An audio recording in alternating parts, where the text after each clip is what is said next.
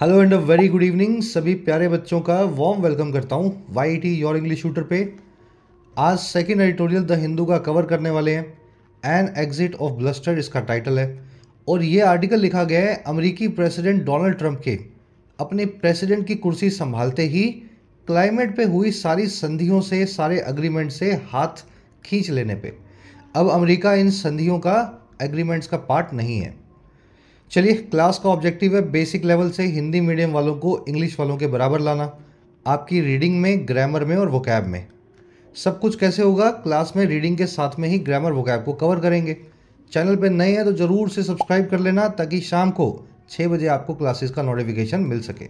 चलिए आइए कुछ नया सीखते हैं। मेरी क्लासेस के सभी नोट्स, सभी पीडीएफ्स के लिए आप ज्वाइन कर सकते हैं टेलीग्राम ग्रुप को। आपको सर्च करना है टेलीग्राम में @योर इंग्लिश ट्यूटर, आपको ग्रुप मिल जाएगा। 27-28 हज़ार जिसमें लोग हैं। और इन क्लासेस के साथ साथ अपने एग्जाम्स की स्ट्रक्चर्ड वे में तैयारी करने के लिए आप डाउनलोड करें वाईटी ऐप को। आपकी अपनी ऐप है, कमेंट सेक्शन में इसका लिंक दिया गया है। ऐप पे आप मेरी गाइडेंस के अंदर अपने एग्जाम्स को प्रिपेयर कर सकते हैं। जैसे ऐप पे मिलेगा आपको राइटिंग का कोर्स, हमारा सुपर हिट कोर्स है। 60 घंटे में आपको लिखना सिखाते हैं इंग्लिश में, किसी भी एग्जाम के लिए या जनरल पर्पजेस के लिए, फिर ऐसे प्रेसी रिपोर्ट कुछ भी हो, कोई भी एग्जाम हो। कोर्स का फायदा ले सकते हैं। अभी कूपन चल रहा है इस पे लोहड़ी 475 में कोर्स अवेलेबल हो जाएगा यूजिंग दिस कूपन। इसी तरीके से आपको सिविल सर्विसेज का माइग्रेशन कोर्स मिलेगा, जिसमें हिंदी से इंग्लिश में आपको माइग्रेट करवाते हैं सिविल सर्विसेज के लिए।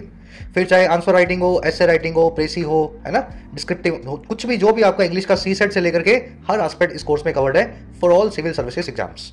बैंकिंग और एसएससी के कोर्स भी मिलेंगे आपको, जिसमें बैंकिंग एसएससी का पूरा सिलेबस आपको कवर करवाया जाता है। क्वेश्चंस की प्रैक्टिस मिलती है आपको भरपूर। ऐप का लिंक कमेंट सेक्शन में गिवन है। कोई भी क्वेरी हो, ये नंबर है व्हाट्सएप, टीम से आप जुड़ सकते हैं इस नंबर पे वाया व्हाट्सएप। ऑलराइट, सबसे पहले क्या करना है जी, ये 2-3-4 सेंटेंसेज है आपके सामने। आराम से कर लो वीडियो को पॉज और एक बार खुद से इनको पढ़ने की और मीनिंग निकालने की कोशिश करो। मैं 5 सेकंड आपको दे रहा हूं, पॉज करके खुद से एक बार ट्राई करना। चलो, कह रहा है जी, president Donald Trump has fired his howitzers at multilateralism by signing into decree the United States withdrawal from the 2015 Paris Agreement। कह रहे जी कुछ काम हो चुका है, परफेक्ट टेंस में। जो प्रेसिडेंट डोनाल्ड ट्रंप हैं अमेरिका के, कह रहे उन्होंने फायर कर दिया है, उन्होंने दाग दिया है। फायर करना यानी गोली चलाना, या फिर कोई बड़ा सा हथियार जो है, कोई तोप, कोई गोला बारूद वाला, उसको फायर करना। तो इन्होंने दाग दिया है अपने हॉविट्जर्स को। अपने हॉविट्जर्स क्या होते हैं? वैसे तो दोनाली बंदूक होती है ना, उसको बोलते हैं अपने यहाँ देसी भाषा में, मतलब देसी भाषा में इसको दोनाली बंदूक बोलते हैं। तो अगर वैसे ही समझ लो, तो डोनाल्ड ट्रंप ने अपने दोनाली जो है वो चला दी है, बंदूक जो है उन्होंने फायर कर दी है। और किस पे की है? ये बंदूक फायर की गई है मल्टीलेटरलिज्म पे। मल्टी मतलब बहुत सारे, लेटरलिज्म मतलब जिसमें आयाम हो, एस्पेक्ट्स हो। यानी कि बात की जा रही है इंटरनेशनल कोऑपरेशन की, जिसमें बहुत सारी कंट्रीज़ मिलकर के कुछ अग्रीमेंट वगैरह करती हैं। तो इन्होंने इंटरनेशनल कोऑपरेट जो है, कोऑपरेशन है, उस पर अपनी दोनाली दाग दी है। और इन्होंने दोनाली जो चलाई है वो चलाई है साइन करके डिक्री के अंदर। किसी चीज़ को डिक्री बनाने का मतलब है उसको ऑफिशियल ऑर्डर बनाना। तो इन्होंने साइन कर दिया और किसी चीज़ को बना दिया डिक्री।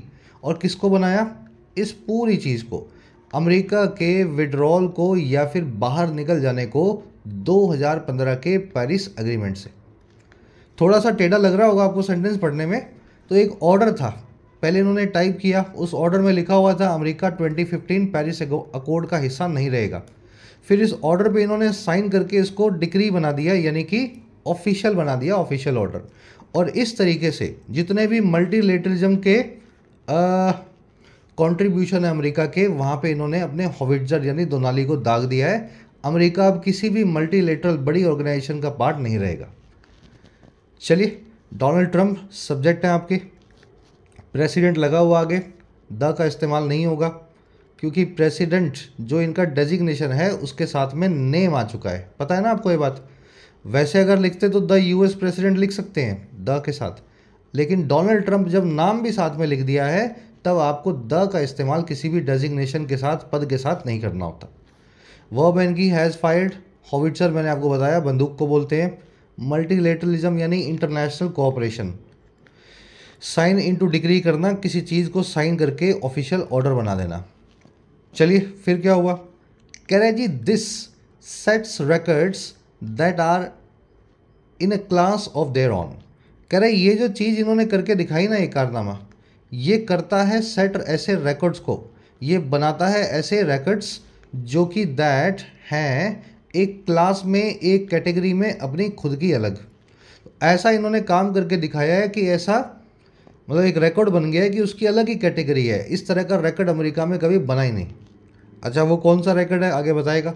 दिस की वर्ब है set, singular subject singular verb, that आया है रिकॉर्ड्स के लिए। ध्यान देना रिलेटिव प्रोनाउन का एक एंटीसीडेंट होगा हमेशा।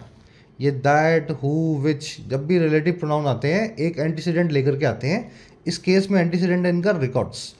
तो रिकॉर्ड्स प्लूरल है इसलिए दैट की वर्ब भी प्लूरल है। यहाँ पे रिकॉर्ड लिखा होता तो दैट की वर्ब सिंगुलर हो जाती इज। ऑन नाम का एडजेक्टिव और नाउन, देखिए ऑन का मतलब होता है खुद, ठीक है, खुद। जैसे आप लिख रहे हैं माई ओन हाउस, मेरा खुद का घर। हर ओन कार यानी उसकी खुद की कार। जब भी ऑन नाम के नाउन को या एडजेक्टिव को खुद वाले मीनिंग के लिए आप यूज़ करें तो उसके आगे आपको कोई पजेसिव यूज़ करना है हमेशा। ऑन कार नहीं होगा कभी भी, खुद की कार नहीं हो सकता। आपको लिखना पड़ेगा मेरी खुद की कार यानी माई ओन कार, या उसकी खुद की कार यानी हिज ओन कार। तो यहाँ पे देयर ऑन का इस्तेमाल हुआ है, बिना देयर के ऑन का इस्तेमाल यहाँ पे नहीं किया जा सकता। चलो कह रहा जी the US is the only country to have withdrawn thrice from a climate agreement. ये जो अजीब सा रिकॉर्ड है ना वो ये है कि अमेरिका सिर्फ अकेला ऐसा देश है, ओनली कंट्री है जो विड्रॉ कर चुका है। To have withdrawn perfect infinitive करवाया था आपको 2 दिन पहले, टू हैव प्लस में V3।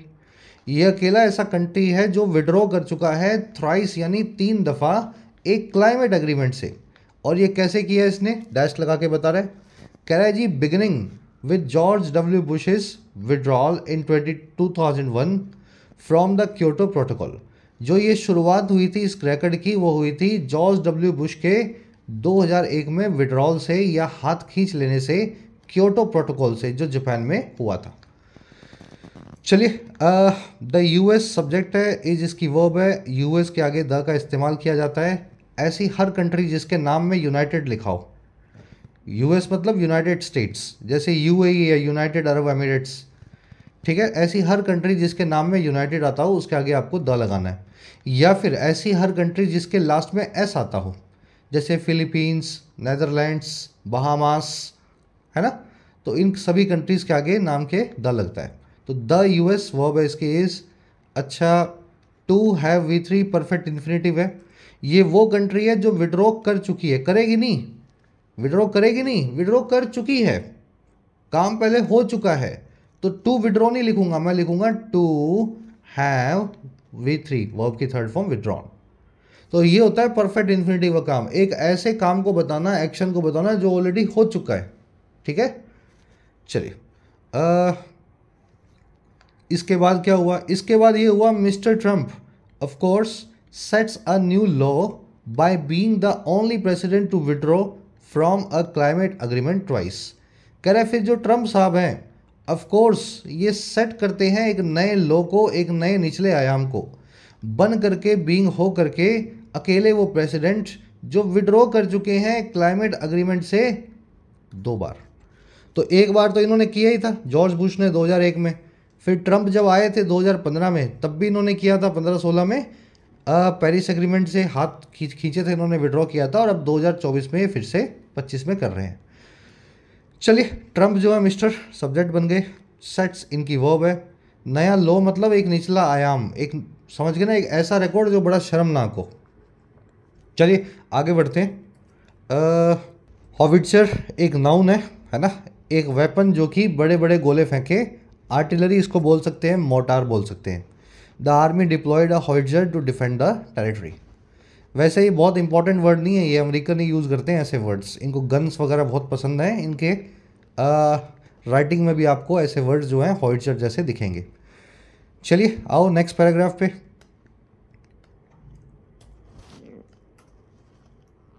आराम से मैं 5 सेकंड आपको देता हूँ, वीडियो को पॉज कर लेना, 10 मिनट 5 मिनट 2 मिनट जितना चाहिए हो, पहले इस छोटे से सेंटेंस को खुद से पढ़ के मीनिंग निकालो। ऑलराइट, कह रहे जी in the run up to the decree there is a pall of gloom in the climate world over what the US's latest exit might mean. कह रहे जी रन अप में, देखिए रन अप का मतलब होता है रास्ता किसी काम के होने का। मान लीजिए एग्ज़ाम है आपका थर्सडे को, तो मंडे ट्यूसडे वेंसडे इस तरीके से चलता है ना, फिर थर्सडे आएगा आपका एग्ज़ाम आएगा। तो ये रन अप चल रहा है एग्ज़ाम का। जैसे जैसे आप आगे बढ़ रहे हैं आपकी एंग्जाइटी बढ़ रही है। कह रहे जी इसी तरीके से रास्ते में रन अप में जो है इस डिक्री का, डिक्री पता ना ऑफिशियल ऑर्डर जिस पे अमेरिका ने साइन किया। कह रहे जी इस डिक्री के साइन होने के रास्ते में जैसे जैसे टाइम ये पास आ रहा था, नज़दीक आ रहा था, एक पॉल ऑफ ग्लूम हमें दिखा। ग्लूम यानी उदासी, पॉल का मतलब होता है कफन। एक पर्दा या कफन दिखा हमें ग्लूम का, उदासी का। और किसमें? क्लाइमेट वर्ल्ड में, उस पूरी दुनिया में जो क्लाइमेट की चिंता करती है। और किस चीज़ के लेकर के, इस चीज़ को लेकर के ओवर कि क्या, यानी कि वट, जो यूएस का अभी अभी लेटेस्ट जो एग्जिट है या हाथ खींचने का काम है क्लाइमेट एग्रीमेंट से, क्या उसका मीनिंग निकलेगा, व्हाट दैट माइट मीन। तो इस चीज़ को लेकर के दुनिया में क्लाइमेट वर्ल्ड में एक उदासी का माहौल था। कह रहा है जी और कब? कह रहा है जी particularly when the globe has finished its first full calendar year above the 1.5 degree Celsius mark. खास करके तब जब ग्लोब ने यानी धरती ने फिनिश कर दिया है अपना पहला फुल कैलेंडर ईयर, पूरा एक साल 1.5 डिग्री सेल्सियस के मार्क से ऊपर। तो इनका टारगेट था कि 1.5 डिग्री जो है इससे ज़्यादा हम जो है गर्मी को, ग्लोबल वार्मिंग को नहीं बढ़ने देंगे। और वो बढ़ गई, कोई रोक नहीं पाया। और 1.5 डिग्री बढ़े हुए भी एक साल हो गया। तो अब तो एक्शन लेने का टाइम था, सारी दुनिया कंसर्न है कि 1.5 कब 2 ना हो जाए। तो कह रहा है जी ऐसे एक माहौल के अंदर दुनिया भर में बड़ा उदासी का एक फीलिंग थी, जैसे जैसे अमेरिका के प्रेसिडेंट का इस डिग्री को साइन करने का वक्त नज़दीक आ रहा था। चलिए स्ट्रक्चर देखेंगे। रनअप बता दिया मैंने आपको, रास्ता जैसे कोई चीज़ हो रही होती है। प्लेन जब उड़ता है वो भी उसका रनवे होता है ना, वो भी रनअप ले रहा होता है अपना। पहले चलेगा, थोड़ा दौड़ेगा, फिर अचानक से उड़ जाएगा, है ना, वो रनवे रनअप, वहाँ से आप इसको कनेक्ट करें। पॉल का मतलब होता है जी कफन, कॉफिन कवर या window blinds. In fact window blind समझ रहे हैं आप, खिड़की के पर्दों को भी कफन यानी पॉल बोला जा सकता है, कोई भी कपड़ा जो ढकने का काम करे। ठीक है, कफन के लिए जो प्रॉपर वर्ड होता है अंग्रेजी में वो होता है shroud. A pall of smoke darken the city, एक पर्दे ने स्मोक के यानी कि धुएं के पूरी सिटी को डार्कन कर दिया यानी गहरा कर दिया। चलिए आगे कह रहा है जी, एक सेकेंड ना, कह रहा है जी the US is the second largest emitter of green house gases.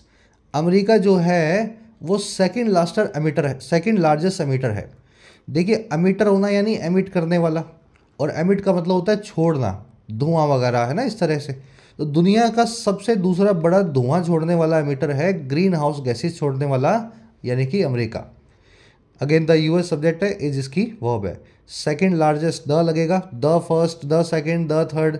जब भी आप इस तरीके से कार्डिनल नंबर यूज़ करते हैं, है ना, ये ऑर्डिनल नंबर्स है ना, the first second third fourth, कुछ भी नंबर का हो, अगर आप इस तरीके से आप बता रहे हैं हमेशा इसको द लगा के बताते हैं।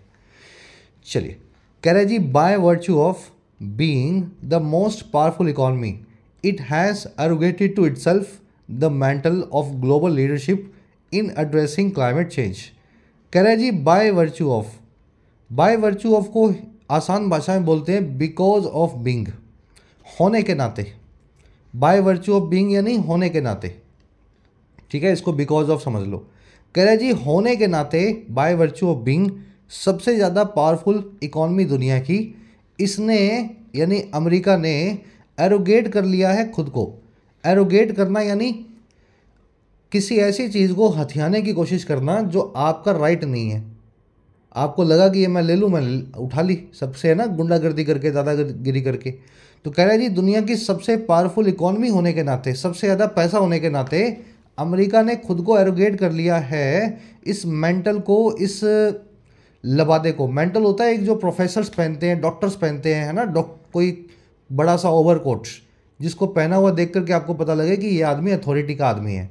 तो इसने वो लवादा, वो ओवरकोट पहन लिया है ग्लोबल लीडरशिप का, दुनिया के नेता होने का, और किस चीज़ में, एड्रेस करने में क्लाइमेट चेंज को जो है उसका हल निकालने में।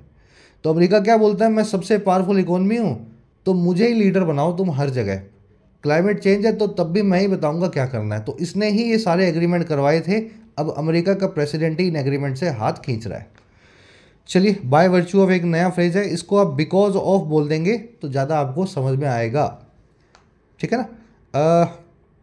On account of, due to या ओइंग टू भी बोल सकते हैं। She got the position by virtue of her experience, उसको ये पोजीशन मिली उसके एक्सपीरियंस की वजह से, बिकॉज ऑफ या by virtue of her experience. तो इसकी वर्ब हो गई बाय वर्च्यू ऑफ, तो यहाँ पे कुछ सब्जेक्ट है नहीं, इट सब्जेक्ट है, वर्ब है इसकी हैज़ एरोगेटेड। ये एरोगेट वाला फ्रेज भी मैंने अलग से लिखा है। जब आप एरोगेट करते हैं कोई चीज़ खुद को ही, तो आप किसी चीज़ को सीज कर रहे होते हैं बिना किसी राइट के। ही arrogated to himself the credit for the team success, उसने ले लिया, हथिया लिया क्रेडिट या श्रेय टीम की सक्सेस का, ठीक है। तो एरोगेट के बाद में टू वन सेल्फ जो है ये ऑप्शनल होता है, लिखने की ज़रूरत है भी नहीं, और लिख भी दोगे तो गलत भी नहीं है। तो यहाँ पे it has arrogated to itself, अगर ना भी लिखते तो भी हमें अंडरस्टूड है कि ये क्या कहना चाह रहा है, ठीक है ना। It has arrogated the mental, इतना भी लिख देते तो ये टू इट सेल्फ अंडरस्टूड ही था। ये ऑप्शनल होता है अगर आप लिखना चाहें तो। चलो और आगे बढ़ते हैं। मेंटल का मतलब होता है कोई लबादा, कोई ओवरकोट जो अथॉरिटी के लोग पहनते हैं, जैसे प्रीस्ट पहनेगा कोई, है ना, चर्च के अंदर, मंदिर के अंदर। ये सब मेंटल का पार्ट है, जिससे आपको पता लगे कि ये आदमी कुछ अलग है। कह रहा है जी बट, हाँ एक बार इसको खुद से पढ़ लो।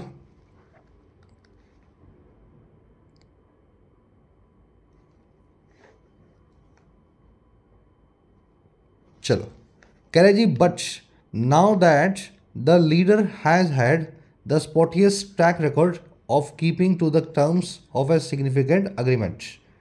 अब देखो बीच में लगा हुआ डैश, फिर आगे लगा हुआ डैश। जब भी दो डैश आ जाएं उनको छोड़ दो, बीच का लिखा हुआ उसको भूल जाओ और आगे पूरा पढ़ते रहना। कह रहा है जी अब, बट नाउ यानी अब, कह रहा है लेकिन अब जब, नाउ दैट जो लीडर है, जो ये अमेरिका नाम का नेता है, उसका ही रहा है, हैज़ हैड यानी रहा है, और क्या, ऐसा ट्रैक रिकॉर्ड जो स्पॉटिएस्ट है। देखिए स्पॉटी यानी दागदार, जिस पे स्पॉट्स लगे हों, और स्पॉटिएस्ट यानी सबसे दागदार, सुपरलेटिव डिग्री बनाई है।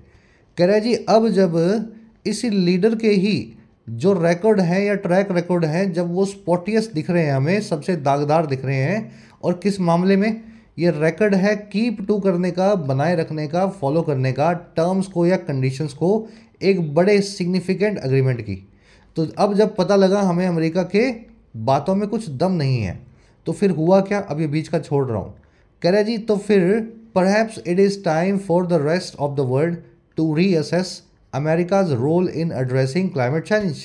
कह रहे तो परहैप्स शायद, इट इज़ टाइम ये वक्त आ गया है, बाकी बची हुई दुनिया के लिए, रेस्ट ऑफ द वर्ल्ड के लिए, कि वो रीअसेस करे, फिर से पुनर्विचार करे अमेरिका के रोल को या भूमिका को एड्रेस करने में क्लाइमेट चेंज को।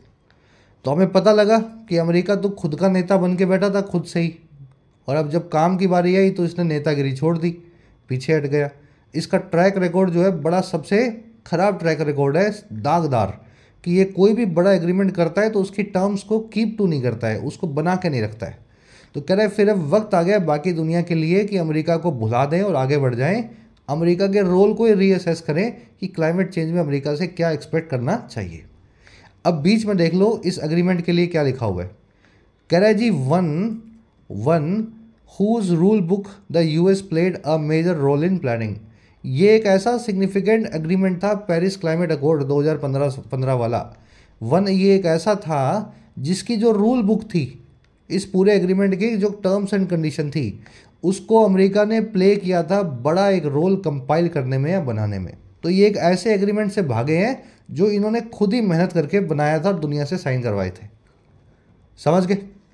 द लीडर की वर्ब है has had, present perfect tense लगा हुआ है, कोई काम होता आ रहा है, स्टेटिव वर्ब है हैज़ हैड, है ना। चलिए स्पॉटिएस्ट सुपरलेटिव डिग्री है एडजेक्टिव की, समझ ही पा रहे होंगे आप।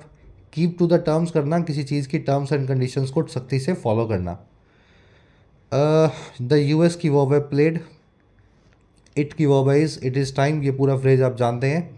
रीअसेस करना, किसी चीज़ पे पुनर्विचार करना, फिर से ख्याल करना। कह रहे जी under both Republican and Democratic governments US domestic policy on green house gas emissions has been subservient to business interest. कह रहे जी दोनों ही गवर्नमेंट्स के नीचे, रिपब्लिकन भी और डेमोक्रेटिक भी, जो यूएस की डोमेस्टिक पॉलिसी है ग्रीन हाउस गैस एमिशंस को लेकर के, वो सब सर्विएंट रही है। सब सर्विएंट होना यानी किसी के चेला बन के रहना, किसी के हिसाब से चलना। कह रहा है वो हिसाब से चली है या चेला बन के रही है, सबमिसिव रही है बिजनेस इंटरेस्ट के सामने, पैसे को लेकर के अपने इंटरेस्ट के सामने। तो चाहे डोनाल्ड ट्रंप हो, चाहे जो बाइडन हो, जो भी सरकार अमेरिका में बनती है, ग्रीन हाउस गैस एमिशन से पहले ये अपने बिजनेस इंटरेस्ट रखते हैं। ये ऐसा देखते हैं कि इनका पैसा कितना नुकसान होगा। ग्रीन हाउस गैस छोड़ो, पहले इनका ये इकॉनमी, इंपोर्ट एक्सपोर्ट, इन्फ्लेशन, पहले इस पे ध्यान देना है हमें, बाद में देखेंगे क्लाइमेट चेंज। चलिए, डोमेस्टिक पॉलिसी सब्जेक्ट है, वर्ब है इसकी हैज़ बीन, सबसर्विएंट होना, किसी के अधीन होना, किसी का चेला बन के रहना, सबमिसिव होना। ये वर्ड बना कैसे है?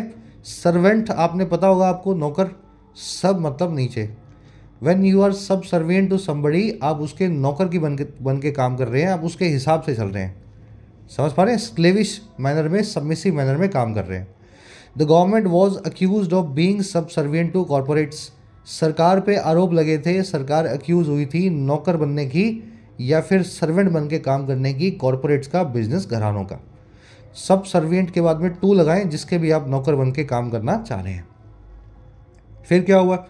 कह रहे जी oil and gas production increased under the Biden administration. Biden administration में भी तेल और गैस की प्रोडक्शन इंक्रीज हुई। अमेरिका ने बहुत सारा कच्चा तेल मंगाया और उसको रिफाइन करके बेचा। आगे बढ़ते हैं, नेक्स्ट पैराग्राफ पे आ जाओ, पढ़ लो एक बार खुद से, वीडियो को पॉज करो, 2 मिनट 3 मिनट लगे, जितना लगे लगने दो टाइम आप।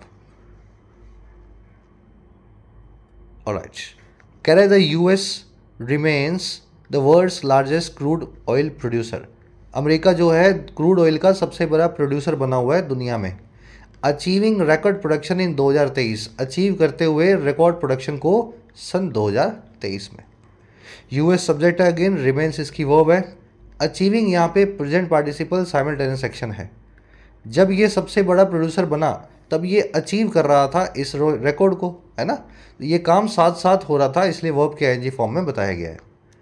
कह रहे the country is also the world's largest producer of gas in 2022, became the world's largest exporter for LNG या लिक्विफाइड नेचुरल गैस।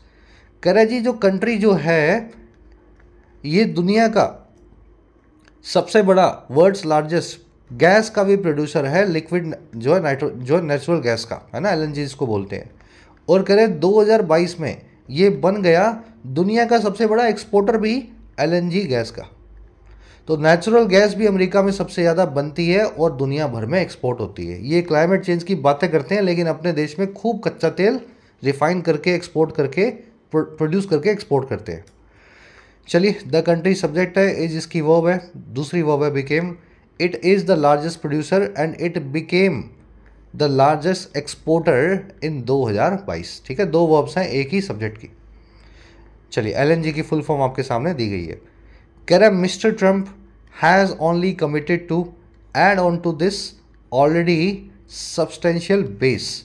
कह रहा है जो ट्रंप साहब थे इन्होंने सिर्फ इतना ही कमिटमेंट दिया है कि वो ऐड ऑन टू करेंगे और बढ़ावा देंगे और जोड़ देंगे और इंक्रीज कर देंगे इस पहले से ही जो सब्सटेंशियल बेस है, जो बड़ा साइजेबल या नोटिसेबल आधार बाइडन बना के छोड़ के गए हैं। सब्सटेंशियल मतलब जो क्वांटिटी में, साइज़ में, इम्पोर्टेंस में कोई चीज़ बहुत बड़ी हो। तो बाइडन ऑलरेडी करके गए हैं, खूब जो तेल वेल इन्होंने बनाया है 5 साल 4 साल है ना अमेरिका में, खूब इन्होंने एक्सपोर्ट किया है। तो इसी बेस को और आगे बड़ा करने का ही कमिटमेंट जो है ट्रंप कर रहा है, कुछ नया नहीं कर रहा है। मिस्टर ट्रंप सब्जेक्ट है, हैज़ कमिटेड इनकी वर्ब है, प्रेजेंट परफेक्ट टेंस लगा हुआ है। ऐड ऑन टू करना, किसी चीज़ में और इजाफा करना। सब्सटेंशियल यानी बड़ा इंपॉर्टेंट हो जो, या फिर साइज और अमाउंट में बहुत बड़ा हो जिसे नज़रअंदाज ना किया जा सके, सब्सटेंशियल। सिग्निफिकेंट या कंसीडरेबल भी बोलते हैं इसको, सब्सटेंशियल को। The company made a substantial investment in new technology, company ने एक बहुत बड़ी इन्वेस्टमेंट की, सब्सटेंशियल इन्वेस्टमेंट की नई तकनीक में, न्यू टेक्नोलॉजी में। कह रहा है जी the US is critically short of achieving its targets of green house gas emissions. कह रहे अमेरिका जो है क्रिटिकल मैनर में शॉर्ट है, क्रिटिकली यानी गंभीर तौर से, शॉर्ट होना यानी दूर होना, ये गंभीर तौर पे बहुत दूर है अचीव करने के इसके जो टारगेट्स बने हुए हैं ग्रीन हाउस गैस एमिशंस को कम करने वाले। As of 2022 the US has achieved only about 1/3 of its 2030 emissions reduction target. कह रहे जी अमेरिका को अगर देखें तो 2022 के हिसाब से 2 साल पहले इसने अचीव किया था सिर्फ 1/3, 1/3 या यूं कह दे 33% इसके 2030 के जो एमिशन के रिडक्शन के टारगेट थे उसका। तो अमेरिका को मान लीजिए 2030 तक यहाँ से लेकर के यहाँ तक लाना है, अपने ग्रीन हाउस गैस एमिशंस को कम करना है। तो 2030 में यहाँ लाना है ना, तो 2022 में अमेरिका यहीं है अभी तक, ठीक है। ये 2008 से चल रहे हैं, 2008 से 22 में यहाँ तक पहुँचा ये, तो अभी 22 से 30 में कहाँ जाएगा, यहाँ तक पहुँच पाएगा, लगता नहीं है ना देख के। तो बहुत क्रिटिकली शॉर्ट है अपने टारगेट्स को पूरा करने में। चलिए यूएस की वर्ब है हैज़ अचीव्ड 1/3 यानी 1/3। याद रखें जब भी कोई रेशो की बात कर रहे हो अगर उसके आगे 1 लिखा हुआ है, देखो एक तो आपने ऐसे लिख दिया 1/3, एक आप वर्ड्स पे लिख रहे हैं तो आपने लिख दिया 1/3, ठीक है 1/3। तो शुरू में अगर 1 आ गया तो थर्ड को आपको थर्ड ही लिखना है, थर्ड्स नहीं लिखना। लेकिन अगर शुरू में 1 के अलावा कुछ भी आ गया, 2, 3, 4, 5, 6, 1 के अलावा कुछ भी आ गया तो फिर आपका रेशो हमेशा प्लूरल लिखा जाता है। मान लीजिए ये रेशो हो 3/5, तो यहाँ मैं कैसे लिखूँगा इसको, शुरू में 3 आ गया ना तो मैं इसको लिखूँगा 3/5। और अगर ये रेशो है 1/5 तो इसको लिखूँगा 1/5। तो यहाँ पे 1 आने की वजह से पीछे एस नहीं आएगा, लेकिन 3 आने की वजह से पीछे एस आएगा। ये सिंपल कॉन्सेप्ट है, हमेशा याद रखना। चलिए आगे बढ़ते हैं। नेक्स्ट कह रहा है जी इन द पढ़ लो एक बार खुद से।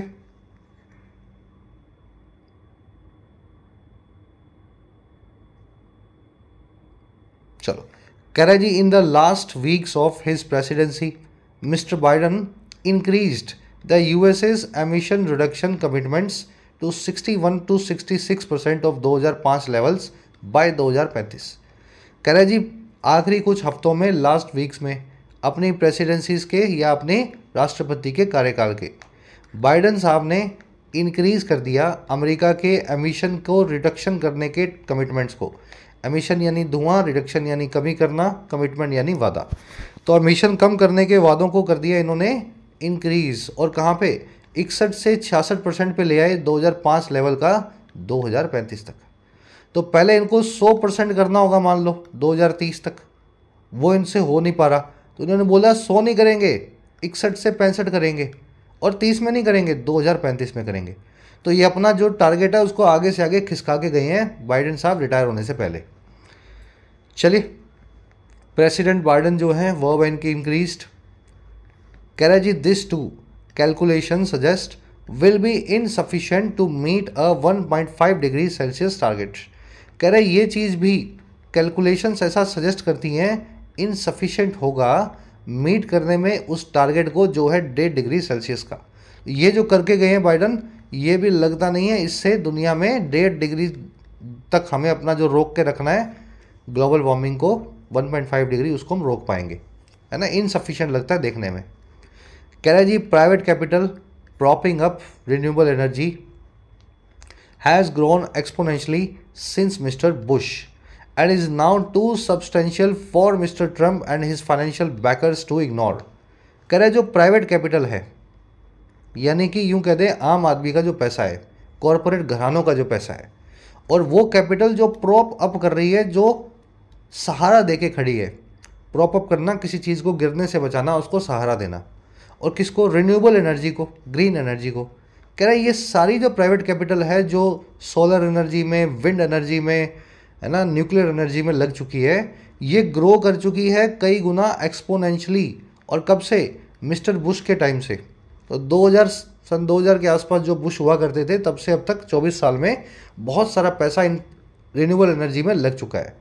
कह रहा है और अब ये इतनी बड़ी हो गई है, टू सब्सटेंशियल हो गई है मिस्टर ट्रंप और उसके फाइनेंशियल बैकर्स के लिए, उसके फाइनेंशियल सपोर्टर्स के लिए इग्नोर नहीं की जा सकती। It is too substantial to ignore. 2-2 वाली स्ट्रक्चर लगी हुई है, आज अलग से नहीं करवा रहा हूँ, आपको याद होगी, कमेंट्स निकाल लेना अपने, है ना, नोट्स में आपके पास होगा। 2-2 जब भी आ जाए तो उसका क्या मीनिंग होता है। तो ये इतनी सब्सटेंशियल है, टू सब्सटेंशियल है ट्रंप और उसके सपोर्टर्स के लिए कि टू इग्नोर, ये इग्नोर नहीं की जा सकती। चलिए, प्राइवेट कैपिटल सब्जेक्ट है, हैज़ ग्रोन इसकी वर्ब है, एक्सपोनेंशियली यानी कई गुना। एक तो आप 1 से 2, 2 से 3 होते हैं, एक आप 1 से 2, 2 से 4, 4 से 8, 8 से 16 होते हैं। ये होता है एक्सपोनेंशियली किसी चीज़ का ग्रो करना। चलिए, सब्सटेंशियल अगेन वही वर्ड जो ऊपर आया था, बहुत बड़ा हो साइज में, आकार में, इंपॉर्टेंस में, है ना, सब्सटेंशियल। फाइनेंशियल बैकर यानी आर्थिक तौर पे सपोर्ट करने वाले लोग। प्रॉप अप करना, किसी चीज़ को गिरने से बचाना, सहारा देना। जैसे कोई गिरती हुई दीवार है, आपने उसको चारों तरफ से दीवार गिर रही थी तो आपने रस्सियों से उसको बांध दिया, है ना, कुछ इस तरीके से आपने लकड़ियाँ लगा दी उस दीवार के चारों तरफ, तो आप उसको प्रॉप अप कर रहे हो, गिरने से बचा रहे हो। सपोर्ट करना, रीइंफोर्स करना, बैक करना, होल्ड अप करना। They prop up the wall with wooden beams, उन्होंने दीवार को सहारा दिया लकड़ी के पल्लों के सहारे, वुडन बीम्स के सहारे।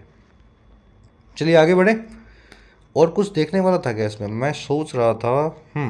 ये 2-2 वाला कॉन्सेप्ट ही है। ये जब मैं एडिटोरियल रेडी कर रहा था ना तो मुझे दिखा नहीं है नहीं तो मैं इसको बना करके लाता। ये कॉन्सेप्ट आपको अलग से 5 मिनट में समझाया जा सकता है। चलो आओ नेक्स्ट पैराग्राफ। नेक्स्ट क्या है जी? लास्ट है। अब ये लास्ट पैराग्राफ है, फटाफट देख लो इसको,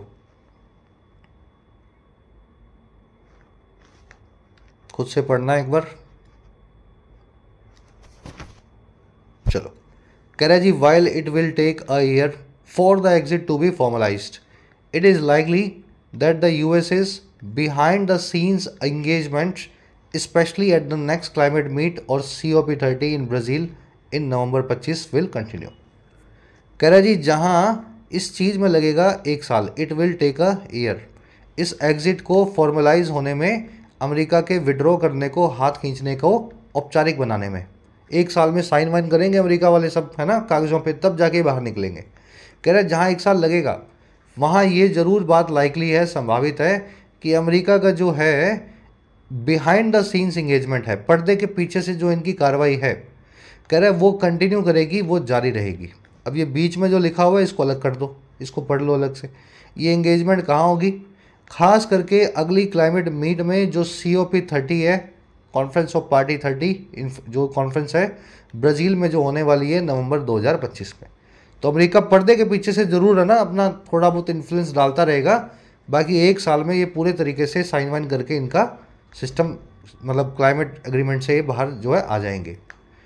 चलिए, it will take a year, it की वर्ब है विल टेक, है ना, और अगेन इट की वर्ब है इज। लाइकली यानी संभावित या किसी चीज़ का पॉसिबल होना। बिहाइंड द सीन्स इंगेजमेंट आप समझते हैं, पर्दे के पीछे से आप इंगेजमेंट दे रहे हैं।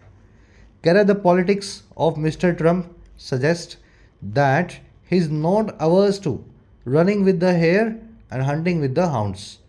कह रहे जो अमेरिका की पॉलिटिक्स है, अमेरिका के प्रेसिडेंट ट्रम्प की, वो ये सजेस्ट करती है, उससे हमें इशारा मिलता है कि वो बिल्कुल भी परहेजी नहीं है, ट्रम्प अवर्स नहीं है इस अजीब से काम को करने में।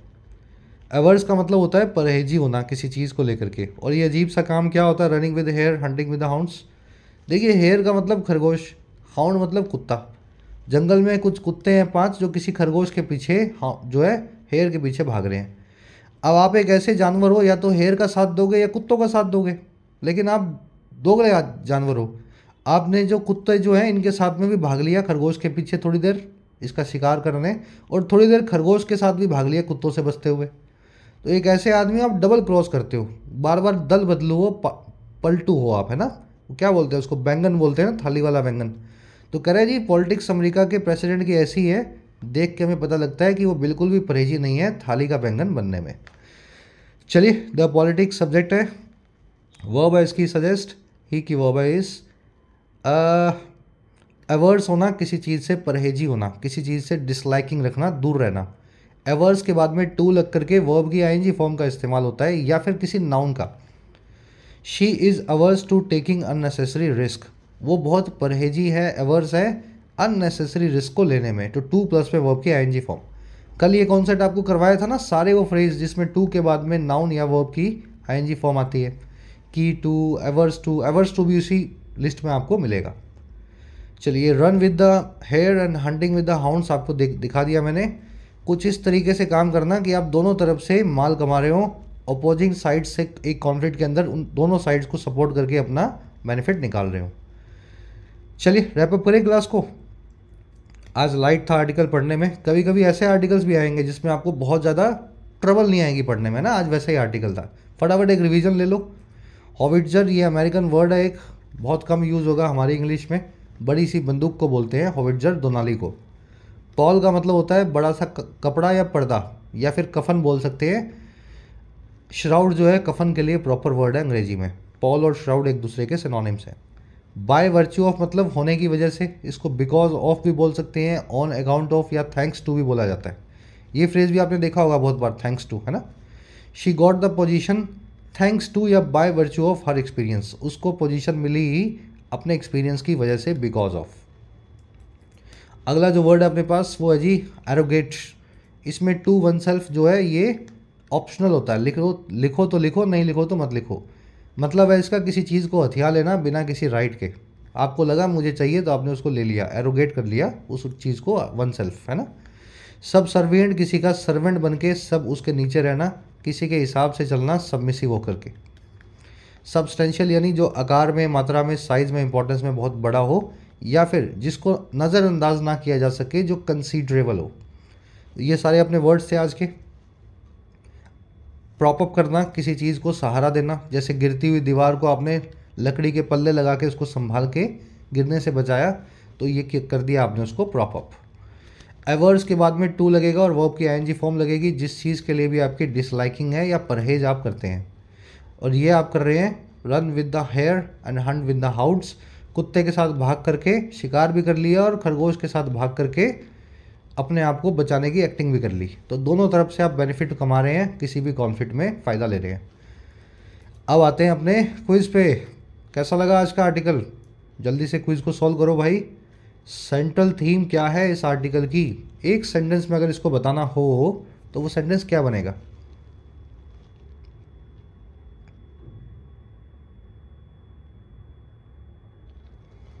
देखो, ये आर्टिकल ना तो क्लाइमेट चेंज पे है ना अमेरिका पे है।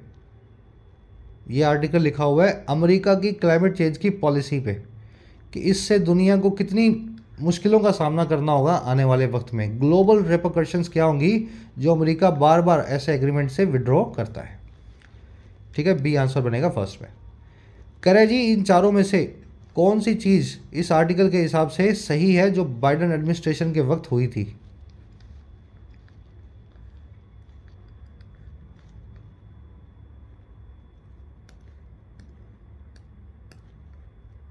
देखो, बाइडेन एडमिनिस्ट्रेशन में आपने देखा होगा, सुना होगा, इसमें पढ़ा होगा आर्टिकल में, अमेरिका 2022 में लार्जेस्ट प्रोड्यूसर बना एलएनजी का और 23 में लार्जेस्ट प्रोड्यूसर बना क्रूड ऑयल का। तो अमेरिका ने फॉसिल फ्यूल पे अपनी रिलायंस को बहुत इंक्रीज़ किया बाइडेन के टाइम, और इसी चीज़ पे ऐड ऑन टू करने वाले हैं ट्रंप, इसी चीज़ को और आगे लेकर के जाने वाले हैं। तो increase its reliance on fossil fuels during Biden administration या बाइडेंस रिजीम।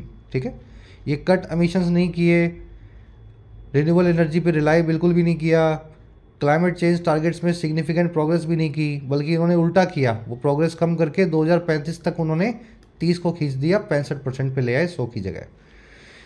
ठीक है, तो ये आपका आंसर है, बाकी तीनों स्टेटमेंट्स गलत हैं। आओ नेक्स्ट पे। नेक्स्ट पे आपसे पूछ रहा है जी, पेरिस एकॉर्ड के फ्यूचर को लेकर के क्या आप इन्फर कर सकते हैं इस पैसेज से, आगे क्या होने वाला है इस एग्रीमेंट में अमेरिका के जाने के बाद? अमेरिका बहुत जल्दी री एंटर करेगा इसको, अमेरिका एक सेंट्रल प्लेयर बनेगा, अमेरिका की पेरिस एग्रीमेंट ही बंद हो जाएगा, है ना, कोलैप्स हो जाएगा, और या फिर दूसरी नेशंस एफर्ट्स को लीड करेंगी ग्लोबल एमिशंस को रिड्यूस करने में। देखो जी, इसमें लिखा होता है अमेरिका बिहाइंड द सीन्स काम करता रहेगा अगले 1 साल तक, जब तक अमेरिका बाहर नहीं निकल जाए। तो जब ये लॉन्ग टर्म में क्या होने वाला है, अमेरिका सेंट्रल प्लेयर नहीं रहेगा। देखो ए तो गलत है, सी गलत है, देखते ही पता लग रहा है। बी और डी में आपको थोड़ा सा चॉइस है ना, चॉइस का ट्रबल हो सकता है। बी भी सही लग रहा है और डी भी सही लग रहा है, लेकिन बी गलत है। अमेरिका सिर्फ 1 साल बिहाइंड द सीन्स, पर्दे के पीछे से इन्फ्लुएंस करेगा। लॉन्ग टर्म में अमेरिका इस एग्रीमेंट में अब ज़्यादा कुछ करने वाला नहीं है ना, अपना इंटरवेंशन। तो बी जो है ये continue to be central player, ये गलत बात है, नहीं है। डी आंसर बनेगा। दूसरे बाकी नेशंस वही एफर्ट्स को लीड करेंगे ग्लोबल एमिशंस को रिड्यूस करने में। थर्ड में आंसर बनेगा डी। चलो अब आपका वाला आ गया क्विज, आपके क्वेश्चन जो खुद को सॉल्व करने हैं आपको। Arrogate something to oneself क्या मीनिंग है, by virtue of, run with the hare और हंट विद द हाउंड्स का क्या मीनिंग है, और लास्ट में फ्रेजल वर्ब है प्रॉप अप। 3 एरर्स मिलेंगी इस सेंटेंस में आपको। पहली एरर आपको मिल सकती है इस फ्रेज में, दूसरी आपको ज़रूर मिलेगी इस फ्रेज के आसपास, और तीसरी आपको मिलनी चाहिए इस एरिया में। आराम से ढूंढो, बनाओ इनके मीनिंग्स और इनके आंसर्स। फर्स्ट कमेंट में 4 से लेकर 10 तक, यानी कि 6 क्वेश्चंस के आंसर्स आपको दिए गए हैं। चेक करना आउट ऑफ 10 कितने मार्क्स मिले, ज़रूर से बताना। ठीक है, क्लास कैसी लगी आज की ज़रूर से कमेंट्स में लिखा करो, फीडबैक दिया करो अपना। कल आपसे लेंगे मुलाकात, अंटिल देन। और हाँ, ऐप को ज़रूर डाउनलोड कर लें, कमेंट सेक्शन में ऐप का लिंक दिया गया है। जो भी कोर्स आपकी नीड है, अफोर्डेबल प्राइस में आप अपने एग्ज़ाम को प्रिपेयर कर सकते हैं, एसएससी, बैंकिंग, यूपीएससी या स्टेट पीएससी एग्ज़ाम को। ये टीम का नंबर है, इस पर व्हाट्सएप करके आप टीम से बात भी कर सकते हैं अगर आपकी कुछ क्वेरीज हो।